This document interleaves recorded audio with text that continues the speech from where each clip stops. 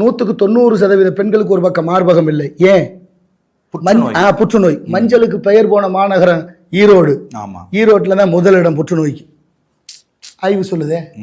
அப்ப என்ன பண்ணிக்கிட்டு இருக்கிறோம் நம்ம?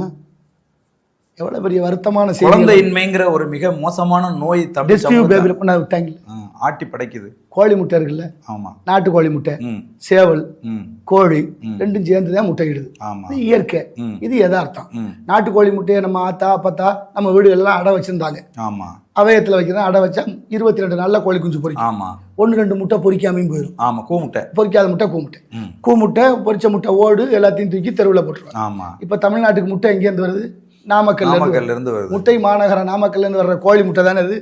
அடை வச்சா பொறிக்குமா? பொறிக்காது. பொறிக்காத முட்டை கூமுட்டையை சாப்பிட்ற எல்லாரும் கூமுட்டையா போயிட்டான். கூமுட்டையை ஆக்கி வச்சிருக்கேன் பாருங்க ஒரு கூட்டம் நம்மள. புரியுது. இப்ப என்ன அர்த்தம்? நான் என்ன சொல்றேன், கல்யாணம் ஆகி புள்ள ஊட்டி பெற்றவங்க சாப்பிட்டா கூட பிரச்சனை இல்லை.